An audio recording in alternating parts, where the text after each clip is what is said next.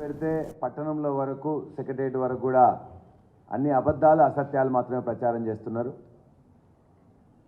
ఎవరి మీద ఏ విధంగా కక్ష సాధింపు చేయాలని చెప్పేసి ఆలోచిస్తున్నారు. ఓడిన కాంగ్రెస్ అభ్యర్థులే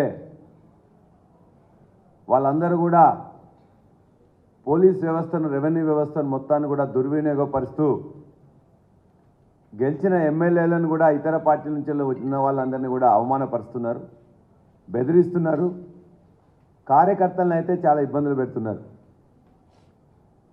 వాళ్ళ అబద్ధ ప్రచారాలు ఏ విధంగా అంటే, మేము ఎన్నికైన ఎమ్మెల్యేలం, ఎమ్మెల్సీలేము, ఎంపీలమే కాకుండా మా కుటుంబ సభ్యులను కూడా అందులోకి లాగి వారు రాక్షసానందం పొందుతూ అబద్ధాలని, అసత్యాలని నిస్సిగ్గుగా ప్రచారం చేస్తున్నారు. తీర్మాన్ మల్లన్న అనేవాడు ఈ రాష్ట్రం గత 10 సంవత్సరాల్లో ఉన్నప్పుడు ఎలక్ట్రిసిటీ బోర్డులో 26-27 మంది ఉద్యోగస్తులను అక్రమంగా ఇచ్చినట్టు, అందులో పల్లా రాజేశ్వర రెడ్డి భార్య నీలిమ కూడా ఉన్నట్టు అని చెప్పేసి నిన్న మొత్తం మాట్లాడడం జరిగింది. నా భార్య పేరు నీలిమ. ఆమె 1987లో ఇంటర్మీడియట్ 100కి 100% మార్క్స్తో, అంటే ఫస్ట్ ఇయర్లో 150కి 150, సెకండ్ ఇయర్కి 150లో టాప్ ర్యాంక్ స్టూడెంట్గా పాస్ అయింది. తర్వాత ఆనాటి ఆంధ్రప్రదేశ్ ఎంసెట్లో 714 ర్యాంక్ వచ్చి స్టేట్ టాప్ ర్యాంక్లో ఒకరిగా ఉన్నారు. ఆ తర్వాత జరిగిన ఆనాడు ఏపీఎస్సీబీ అని చెప్పేసి బోర్డు ఉండేది. ఏపీఎస్సీబీ బోర్డు నిర్వహించిన ఎగ్జామినేషన్లో ఏఈ ఎలక్ట్రికల్లో సెలెక్ట్ అయిపోయి 1992 జూలైలో ఆమె అపాయింట్మెంట్ అసిస్టెంట్ ఇంజనీర్గా ఏపీఎస్సీబీలో జరిగింది. ఆ తర్వాత 2001లో తెలంగాణ ఉద్యమం కూడా అప్పుడే మొదలవుతున్న సందర్భంలో అప్పటికే ఏడీ అయింది. ఆ తర్వాత తను అనేక ప్రాంతాల్లో ఏఈగా, ఏడీగా, డీఈగా పనిచేసింది. ఆనాడు విద్యార్థి నాయకురాలుగా, ఆ తర్వాత గవర్నమెంట్లో లేకపోతే కార్పొరేషన్లో ఎంప్లాయీగా, ఆ తర్వాత లీవ్ పెట్టి లేకపోతే రిజైన్ చేసి నేను ఫుల్ టైం పాలిటిక్స్లోకి వచ్చిన తర్వాత తను మొత్తం కూడా యూనివర్సిటీ విద్యా సంస్థలు ఉండడం జరిగింది.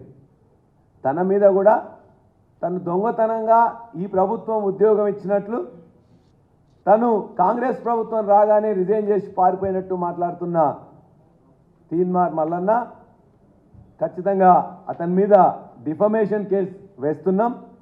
మరలా ఇవాళ ఎమ్మెల్సీ ఎన్నికలకు నోటిఫికేషన్ రాగానే నా మీద, మా కుటుంబం మీద, మా యొక్క విద్యా సంస్థల మీద, మా పార్టీ మీద, అందరి మీద కూడా ఇష్టం వచ్చినట్టు తూలనాడుతూ మాట్లాడుతూ, కాంగ్రెస్ అధికార ప్రతినిధిగా, వాడు వ్యక్తిగతంగా ఉంటే మేము పట్టించుకునే వాళ్ళం కాదు, ఇలా కాంగ్రెస్ పార్టీ మాటగా కాంగ్రెస్ పార్టీ అధికార ప్రతినిధిగా ఉన్నాడు కాబట్టి మేము క్వశ్చన్ చేస్తున్నాం.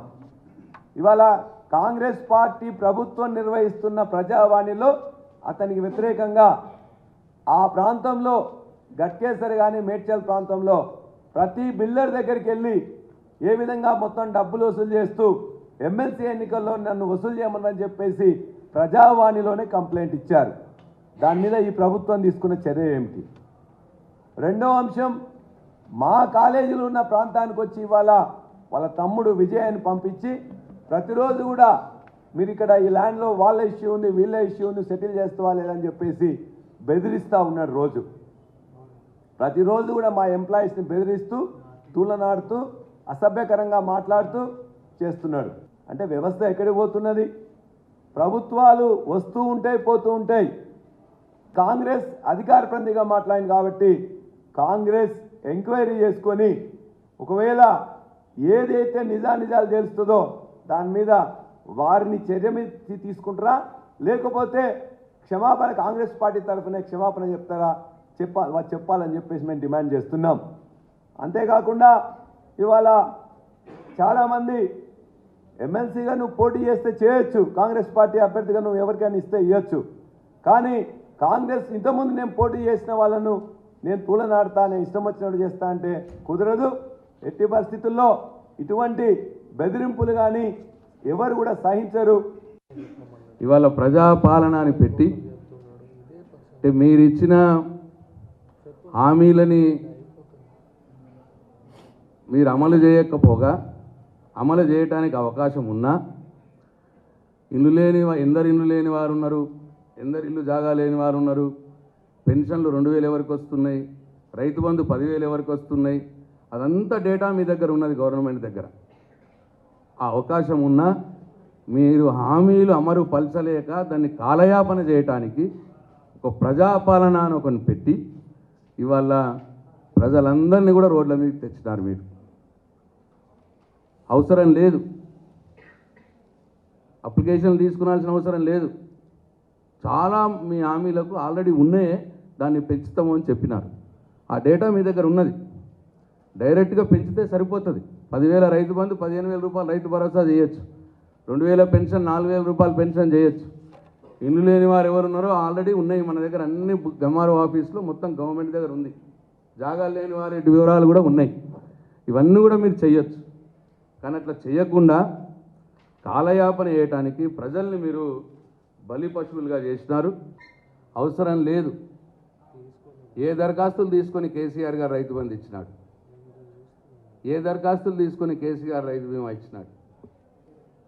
ఇట్లా దరఖాస్తులు అవసరం లేని వాటికి కూడా మీరు దరఖాస్తులు తీసుకొని కాలయాపన చేయడానికి ప్రజల్ని వాళ్ళ రోడ్ల మీకు తెచ్చినారు. ఇదే మీరు చేసింది 4 రోజుల పరిపాలనలో. ప్రతిదానికి గత ప్రభుత్వంని, గత ముఖ్యమంత్రిని, గత మంత్రుల్ని బురద చల్లడం, వాళ్ళ మీద బురద చల్లడం, ఎంక్వైరీలు అనుకుంటూ కాలయాపన చేయడం, ఇద్దప్పిస్తే మీరు 4 రోజులు చేసిందేమీ లేదు. అట్లనే ఇంకొక మేమేదైతే గత ప్రభుత్వ హయాంలో దళితుల కోసం దళిత బంధు తీసుకొచ్చినాం, అట్లనే బీసీల కోసం బీసీ బంధు తీసుకొచ్చినాం, అట్లనే గొర్రెల పెంపకదారుల గొర్రెలు ఇచ్చినాం, ఇట్లా పేదవారి గృహలక్ష్మి ఇచ్చినాం, ఇల్లు కట్టుకోవడానికి 3 లక్షల రూపాయలు. అట్లా ఇటు అనేక పేదల కోసం మేము మంజూరు చేసినటువంటి పథకాల్ని మొత్తం రద్దు చేసారు. మీ నెలలో మీరు చేసిందేం లేదు, కొత్తగా ఒక్కటి ఇచ్చింది లేదు. మేము ఇచ్చినవన్నీ రద్దు చేయడం, పేపర్ అడ్వర్టైజ్మెంట్ ఇచ్చి ప్రజల డబ్బును వృధా చేయడం, ప్రజల్ని అనవసరంగా రోడ్ల మీదకి తేవడం, ఇవి తప్ప ఇంకోటి మీరు చేయలేదు. అట్లనే ఇంకోటి రద్దు చేస్తారట, కొత్త జిల్లాల ఏర్పాటును కూడా రద్దు చేస్తారట. కొత్త జిల్లాలు కూడా అవసరం లేదు అని ఒక ముఖ్యమంత్రి ఒక టీవీ ఛానల్ దగ్గర ఆయన మాట్లాడుతూ ఉన్నాడు. ఇంత మెయిన్ పాలసీ మ్యాటర్ అది, ఇంత ముఖ్యమైన విషయం అది. ఒక టీవీ ఛానల్లో టీవీ డిబేట్లో పోయి మాట్లాడే మాటన ఒకసారి ప్రజలు గమనించాలని చెప్పి నేను కోరుతా ఉన్నా. కేసీఆర్ గారి మీద ఒక అక్కసుతో కేసీఆర్ ఏది చేస్తే అది రద్దు చేయాలి అని ఒక మెయిన్ పాలసీ ఒకటి పెట్టుకొని ఆయన పరిపాలన చేస్తున్నట్టే కనిపిస్తూ ఉన్నది 4 రోజులుగా. సరే, అవకాశం వచ్చినటువంటి అవకాశాన్ని సద్వినియోగం చేసుకొని ప్రజలకు ఏవైతే 420 హామీలు ఇచ్చిండ్రో, 6 గ్యారంటీలు అన్నారో, 100 రోజుల లోపల అమలు చేస్తామన్నారో, దాన్ని మళ్ళీ పార్లమెంటు ఎన్నికల కోడ్ వస్తుంది అనేటటువంటి దానికి ముడిపెట్టకుండా మీరు ఇచ్చినటువంటి మాటను నిలబెట్టుకునే ప్రయత్నం చేయాలని కాంగ్రెస్ పార్టీ ప్రభుత్వాన్ని కోరుతా ఉన్నా. ఇంకొక ఆయన మీడియా మిత్రులు ఇట్లా మొత్తం ఇట్లా బల్లగు ఇట్లా అంటాడు ఇంకో మంత్రి. ఆ మంత్రుల హావభావాలు, మంత్రుల మాటలు, ముఖ్యమంత్రి కూడా నిన్న ఏదో టీవీ ఛానల్ ఇంటర్వ్యూలో వారు మాట్లాడుతున్నటువంటి తీరు, శాసన మండలిని పట్టుకొని వారు ఇరానీ కేఫ్. సో ముఖ్యమంత్రి గారు, మంత్రులు మాట్లాడుతున్నటువంటి భాష, వాళ్ళు వాడుతున్నటువంటి పదజాలము. మొన్న ఒక మంత్రి గారు సమీక్ష సమావేశంలో మా పల్లా రాజేశ్వర రెడ్డి గారు ప్రోటోకాల్ లేనటువంటి వ్యక్తుల్ని స్టేజ్ మీదకి ఎందుకు పిలుస్తారు, కార్యక్రమానికి ఎందుకు పిలుస్తారంటే, ఆ మంత్రి గారు మీరుంటే ఉండండి, వెళ్ళిపోండి అని చెప్పి వీరిని ఉద్దేశించనడం. అంటే 4 రోజులు కూడా కాలేదు కాంగ్రెస్ పార్టీ అధికారంలోకి వచ్చి, 3వ తారీఖు 4 రోజులు అయింది అంతే. ఈ 4 రోజుల్లోనే ముఖ్యమంత్రి గారి అహంకారము, మంత్రుల యొక్క అహంకారము, వాళ్ళ పద్ధతుల్ని రాష్ట్ర ప్రజానికం గమనిస్తూ ఉంది. రాష్ట్ర ప్రజలంతా కూడా చూస్తూ ఉన్నారు.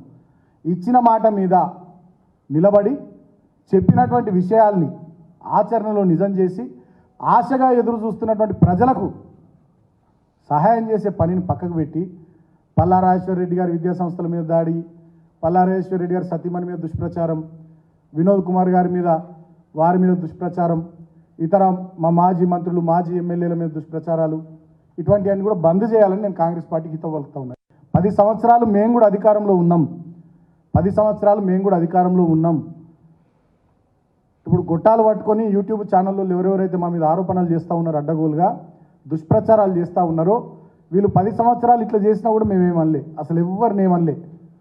కానీ వాళ్ళ మీరు 4 రోజులకే మాజీ ఎమ్మెల్యేలకు గన్మెన్లను తీసేసిర్రు, మాజీ మంత్రులకు గన్మెన్లను తీసేసిర్రు, మాజీ ఎమ్మెల్సీలకు గన్మెన్లు తీసేసిర్రు.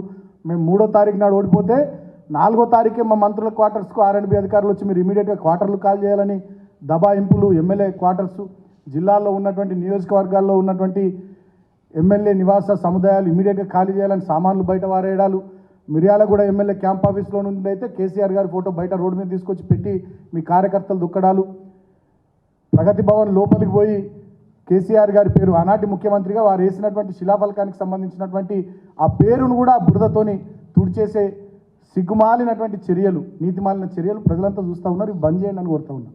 ప్రజాస్వామ్యంలో ఇది మంచి సంప్రదాయం కాదు, బంద్ చేయండి. మేము కూడా అసెంబ్లీ వేదికగా కానీ ప్రెస్ మీట్లలో కానీ చాలా మంచిగా చెప్తా ఉన్నాం. మా నాయకులు కేటీఆర్ గారు కానీ, హరీష్ రావు గారు కానీ, మాజీ మంత్రులు కానీ మేమందరం కూడా చెప్తా ఉన్నాం.